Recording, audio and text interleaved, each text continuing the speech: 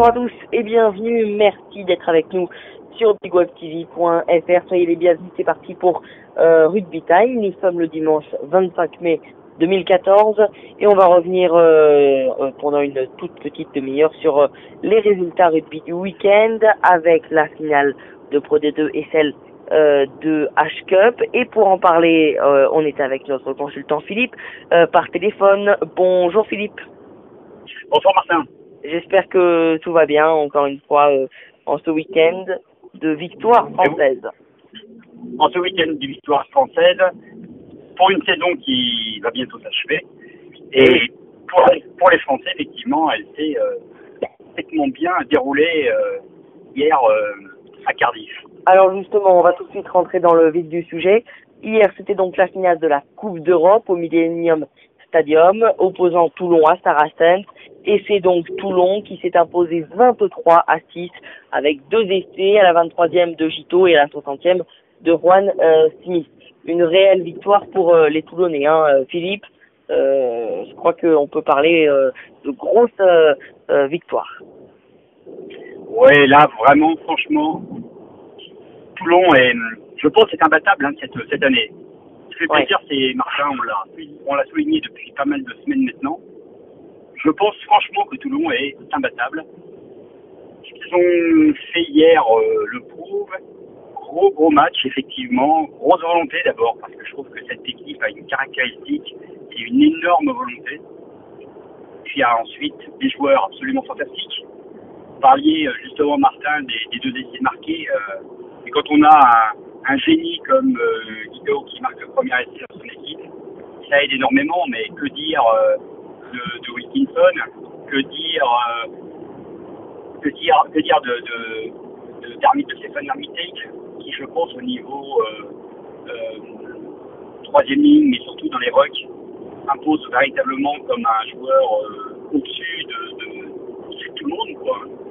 Et j'en passe, c'est des meilleurs, parce que c'est vrai que tout est solide à tout le monde, tout est solide, et animé par un maître à penser qui est Bernard Laporte, et soutenu par le président, dont on ne peut que louer maintenant l'abnégation, si je peux dire. Voilà, Toulon a tous les ingrédients pour la semaine prochaine remporter un doublé absolument fantastique. Face à Castres. Je veux dire, ouais, tout à fait, pour rester très très longtemps au sommet du rugby français. On ne voit pas comment les autres équipes vont, même dans les années à venir, rivaliser tellement ce monsieur Boudjelal a parfaitement bien compris comment marchait le rugby. Le rugby. Oui. Donc, pour revenir encore une fois sur ce match d'hier, Toulon a pas tremblé une seule fois, très honnêtement. Les Anglais n'ont pas trouvé du tout la clé. Le match aurait pu se jouer 120, 180 minutes. Les Anglais auraient jamais pu même faire trembler d'un soupçon cette équipe toulonnaise. Solide partout, encore une fois, je le répète. Et avec une imagination que n'ont pas ces Anglais. Parce que c'est vrai que l'équipe de Saracens, on l'avait vu lors de l'humiliation qu'ils avaient fait subir à Clermont. Ouais. C'est évident que sur leur force, ils sont difficilement bougeables, mais ça manque un petit peu de créativité, ça manque on va presque dire d'intelligence de jeu, c'est un peu dur, mais c'est un peu ça quand même. Alors Toulon a tout ça. Donc c'est extraordinaire, on se rend peut-être pas compte, mais un doublé en Coupe d'Europe, ça reste un exploit. Il y a pour monter, il y a pas si loin que ça, mais pour monter au Leinster, qui dans les années 2010-2011 dominait complètement le rugby européen, maintenant on place à Toulon. Et encore une fois, Martin, je pense que Toulon va rester là pour très très longtemps parce que tout est bon sur ce club. Et quand on voit le recrutement l'an prochain, je pense que là on a pris qu'apéritif, honnêtement. C'est clair. Donc une très très bonne gestion de l'équipe hein, de la part de Mourad Boudjelal.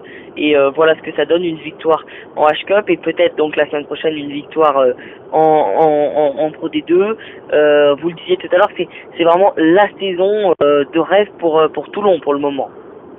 Oui, c'est la saison de rêve, mais de toute façon, on voyait bien que cette saison, depuis plusieurs mois, on voyait bien quand même que cette saison allait vers cet aboutissement-là.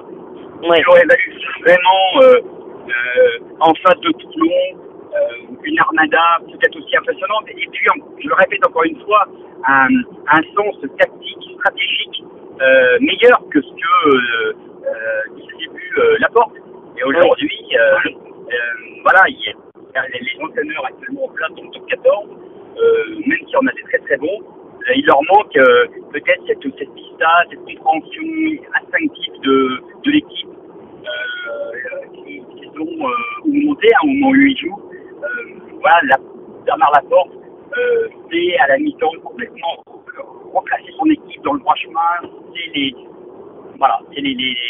rassurer, les remettre dans le bon système de jeu.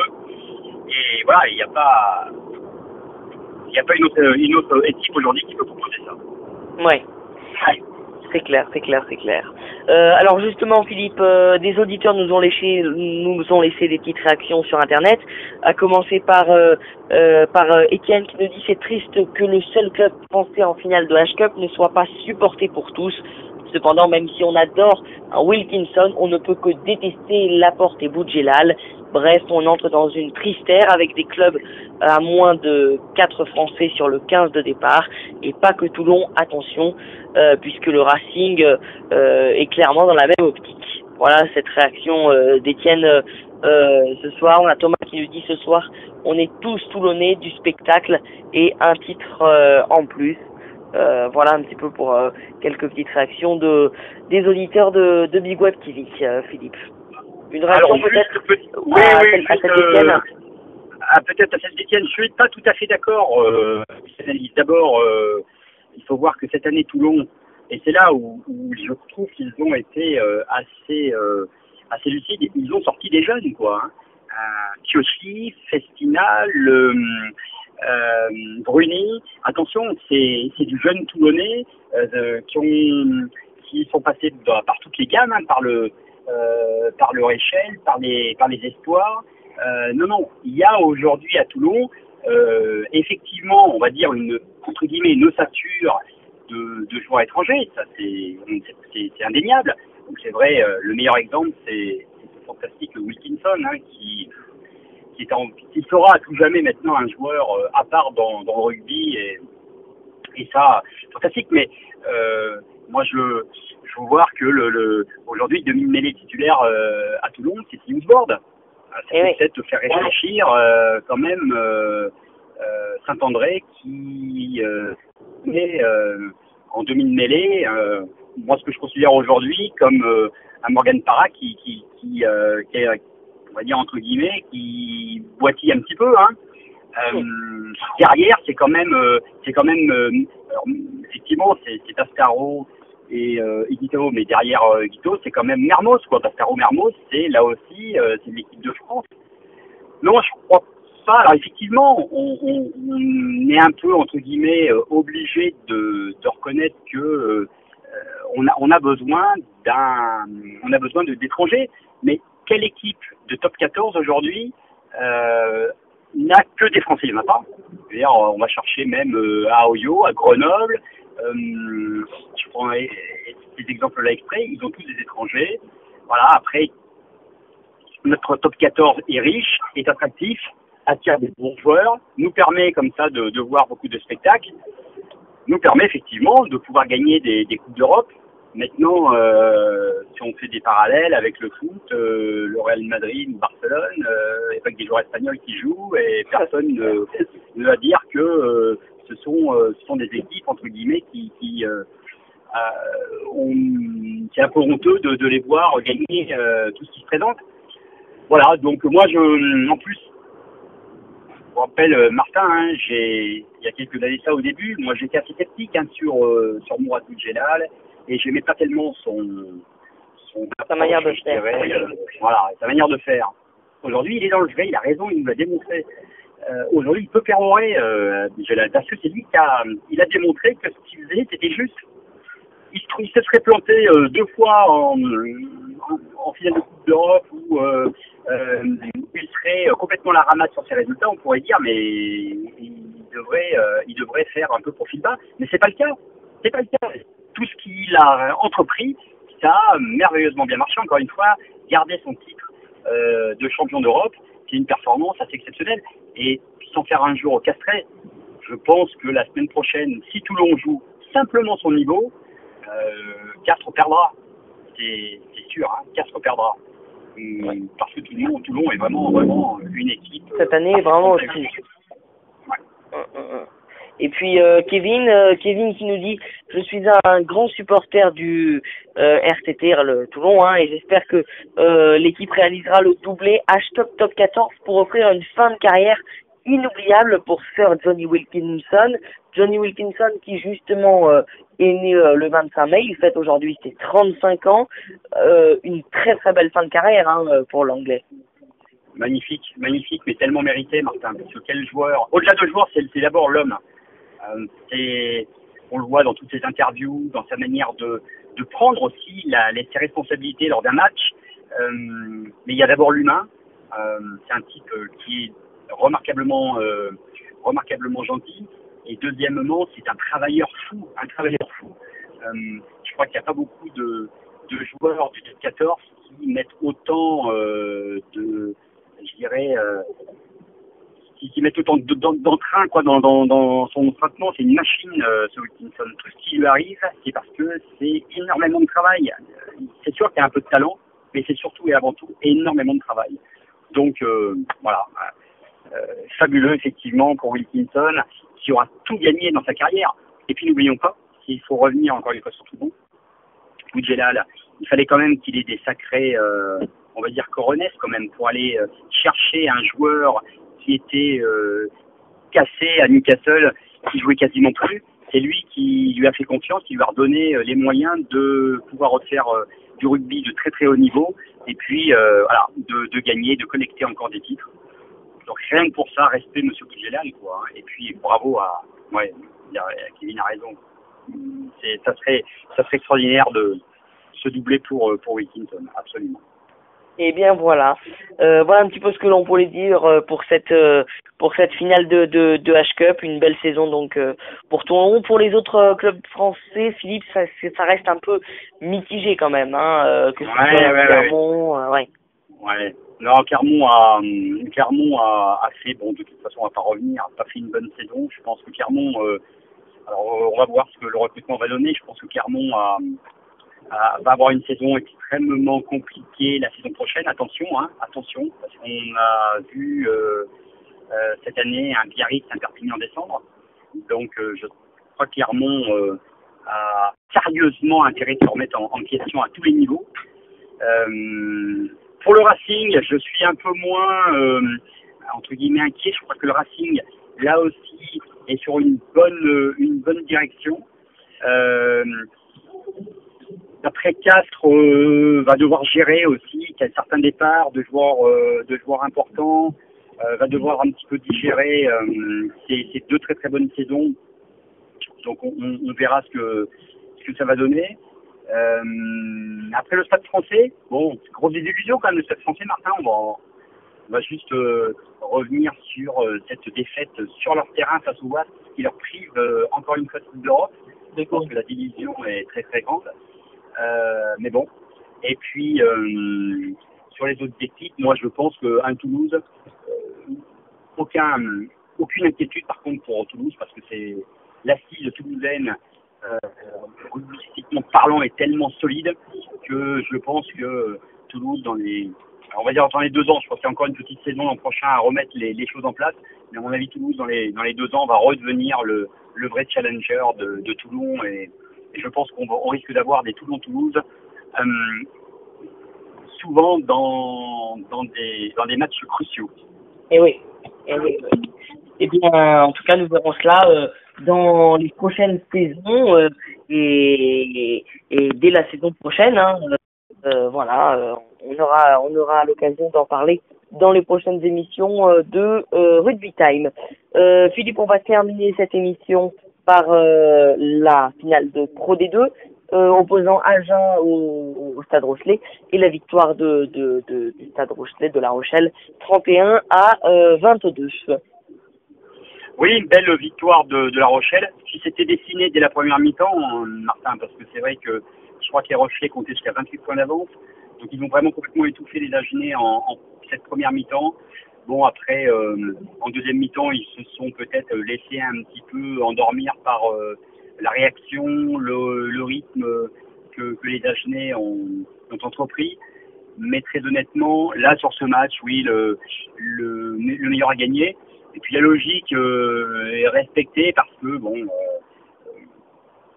globalement, La Rochelle était vraiment sur cette année le vrai prétendant du Loup. Donc de voir La Rochelle en top 14, c'est tout sauf une surprise.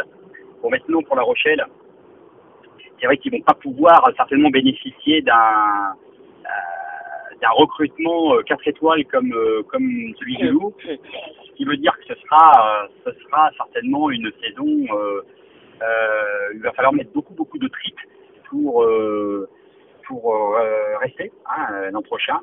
Mais on l'espère, à l'instar d'un Oyo qui a montré le chemin, d'un Brive, qui ont très bien géré leur saison cette année.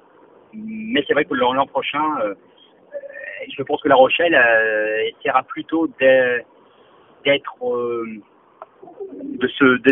jouer la non-relégation plutôt que, très étonnant, de jouer les premiers rôles.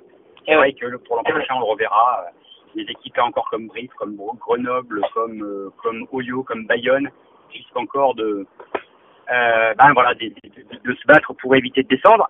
Et puis, on n'est pas à l'abri d'une surprise, Martin. Je l'ai dit tout à l'heure. Les Biarritz et Perpignan, à cette même époque l'an dernier, on n'aurait jamais pensé à ça.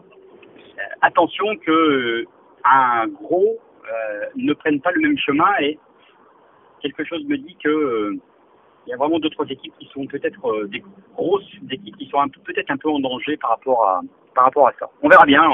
Nouvelle saison l'an prochain, Martin. Très bien. Voilà un petit peu ce qu'on pouvait dire, Philippe, sur cette finale de Pro D2, et donc le Stade Rochelet qui monte en top 14. On va voir un petit peu ce que ça donnera l'an prochain.